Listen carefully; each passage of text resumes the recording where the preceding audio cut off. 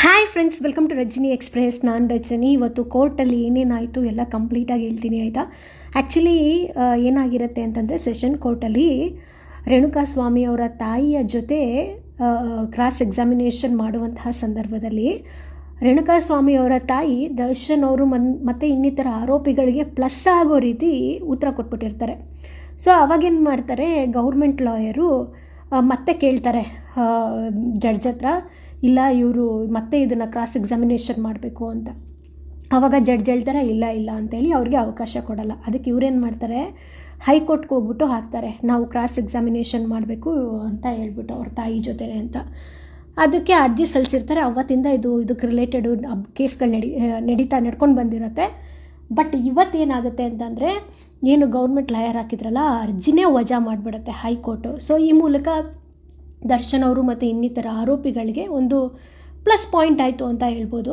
ಇನ್ನು ಸೆಷನ್ ಕೋರ್ಟಲ್ಲಿ ರೇಣುಕಾಸ್ವಾಮಿ ಕೊಲೆ ಪ್ರಕರಣದಲ್ಲಿ ಪ್ರದೋಷ್ ಮಾಫಿ ಸಾಕ್ಷಿಯಾಗಿ ಅರ್ಜಿ ಸಲ್ಲಿಕೆ ಮಾಡಿದ್ದಾರೆ. ನಿಮ್ಮೆಲ್ಲರಿಗೂ ಗೊತ್ತು. ಇದಕ್ಕೆ ಸಂಬಂಧಪಟ್ಟಂತೆ ಇವತ್ತು ವಾದ ಪ್ರತಿವಾದ ನಡೆಯುತ್ತೆ. ಅದೇನು ಅಂತ ಇವತ್ತು ತಿಳ್ಕೊಳ್ಳೋಣ. ಆ್ಯಸ್ ಯೂಶ್ವಲ್ ಎಲ್ಲ ವಿಡಿಯೋ ಕಾನ್ಫರೆನ್ಸ್ ಮೂಲಕ ಹಾಜರಾಗಿರ್ತಾರೆ. ಹೊರಗಡೆ ಇರೋರು ಹಾಗೆ ಬಂದಿರ್ತಾರೆ. ಜೈಲಾಧಿಕಾರಿಗಳು ಮಾಫಿ ಸಾಕ್ಷಿ ಅರ್ಜಿ ಸಲ್ಲಿಸಿರೋ ಪ್ರದೋಷ್ನನ್ನು ಪ್ರತ್ಯೇಕವಾಗಿ ಹಾಜರುಪಡಿಸಿದ್ದಾರೆ. ಜಡ್ಜ್ ಅವರು ಮಾಫಿ ಸಾಕ್ಷಿ ಸಂಬಂಧ ಮತ್ತೊಮ್ಮೆ ಪ್ರದೋಷ್ ಅವರಿಂದ ಒಂದು ಕ್ಲಾರಿಫಿಕೇಷನ್ನ ಪಡ್ಕೊತಾರೆ. ನೀವು ಎಲ್ಲ ಓದಿ ಸೈನ್ ಹಾಕಿದ್ದೀರಾ ಅಂತ ಜಡ್ಜು ಪ್ರದೋಷ್ ಅವ್ರಿಗೆ ಕೇಳ್ತಾರೆ. ಹೌದು ಸ್ವಾಮಿ, ಎಲ್ಲವನ್ನು ಓದಿ ಸೈನ್ ಮಾಡಿದ್ದೀನಿ ನಾನು ಅಂತ ಅವ್ರು ಹೇಳ್ತಾರೆ.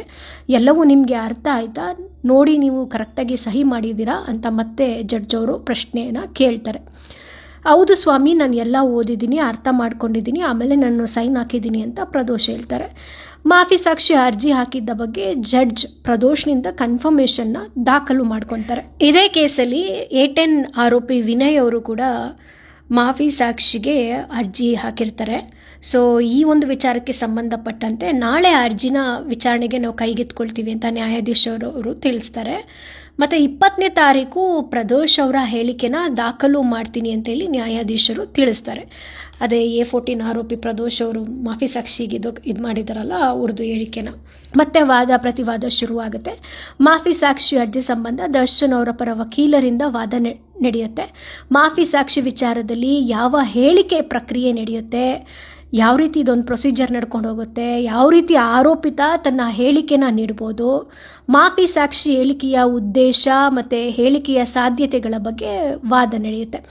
ಪ್ರದೋಷ್ ಮಾಫಿ ಸಾಕ್ಷಿ ಅರ್ಜಿಯನ್ನು ಪ್ರಾಸಿಕ್ಯೂಷನ್ ಅಡ್ವಾಂಟೇಜ್ ಆಗಿ ಅವರು ತಗೋತಾ ಇದ್ದಾರೆ ಅಂತ ದರ್ಶನ್ ಅವರ ಪರ ವಕೀಲರಾದಂತಹ ಅಶ್ಮತ್ ಪಾಷಾ ಅವರು ವಾದ ಮಾಡ್ತಾರೆ. ಎಲ್ಲರೂ ವಿಡಿಯೋ ಕಾನ್ಫರೆನ್ಸ್ ಮೂಲಕ ಬಂದಿದ್ದರೆ ಪವಿತ್ರ ಗೌಡ ಆಬ್ಸೆಂಟ್ ಆಗಿರ್ತಾರೆ. ಆವಾಗ ಮಹಿಳಾ ಬ್ಯಾರಕ್ನಲ್ಲಿರುವಂತಹ ಅಧಿಕಾರಿನ VCಗೆ ಕರೆಸಿ ನ್ಯಾಯಾಧೀಶರವರು ಕೇಳ್ತಾರೆ, ಪವಿತ್ರ ಗೌಡ ಆರೋಗ್ಯ ಹೇಗಿದೆ ಅಂತ. ಜ್ವರ ಇದೆ ಮೇಡಮ್, ಟ್ರೀಟ್ಮೆಂಟ್ ಕೊಡಿಸಲಾಗ್ತಾ ಇದೆ ಅಂತ ಅಧಿಕಾರಿ ಹೇಳ್ತಾರೆ. ನ್ಯಾಯಾಧೀಶರು ಸೂಕ್ತ ವೈದ್ಯಕೀಯ ಸೌಲಭ್ಯ ಒದಗಿಸುವಂತೆ ಸೂಚನೆ ಕೂಡ ಕೊಡ್ತಾರೆ. ಸೊ ಇವತ್ತು ಇಷ್ಟೆಲ್ಲ ಡೆವಲಪ್ಮೆಂಟ್ ಆಯಿತು. ಮತ್ತು ನಾಳೆ ಕೇಸ್ ಇದೆ, ನಾಳಿದ್ದು ಕೇಸ್ ಇದೆ.